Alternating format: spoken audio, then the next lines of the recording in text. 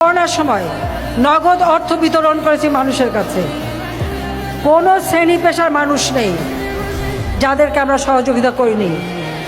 এমনকি যে সমস্ত স্কুল এমপিওভুক্ত না, সেই সব টিচারদের কাছেও আমি টাকা পাঠিয়েছি।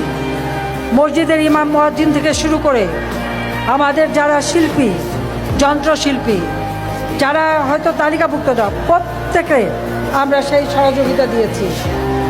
আমরা এদেশের মানুষের কল্যাণেই কাজ করেছি।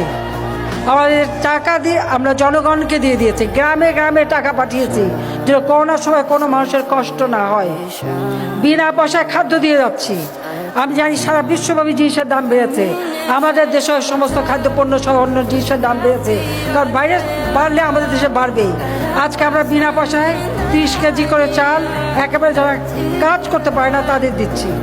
আর যারা একটু নিম্নবিত্ত 15 টাকায় তাদেরকে আমরা চাল দিচ্ছি।